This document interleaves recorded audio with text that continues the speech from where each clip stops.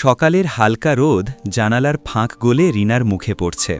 সে আয়নার সামনে বসে কাজের জন্য প্রস্তুত হচ্ছে। চোখে একরাশ উদ্যম, কিন্তু মনের গভীরে অজানা এক শূন্যতা। প্রতিদিনের মতো আজও রিনা নতুন আশায় ঘর ছাড়ল, কিন্তু সে জানে না আজকের দিনটা তার জীবনের মোড় ঘুরিয়ে দেবে। অফিসের লিফটে ঢুকতেই হঠাৎ কারো সাথে ধাক্কা, হাতে ধরা ফাইলগুলো মাটিতে পড়ে যায়। দুজনের চোখাচোখি হয়, কয়েক সেকেন্ড নীরবতা। কিছু চোখের দেখা মনকে কাঁপিয়ে দেয়।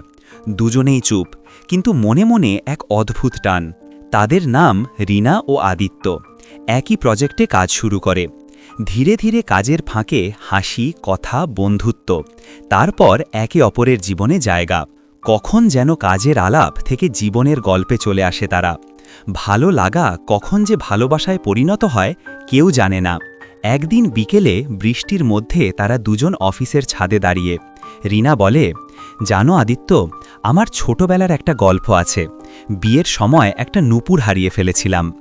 আদিত্য হাসতে হাসতে বলে, আমারও নাকি ছোটবেলায় বিয়ে হয়েছিল, মজার না? দুজনেই হাসল, কিন্তু ভাগ্য তখন তাদের নিয়ে খেলছে এক অদ্ভুত খেলা।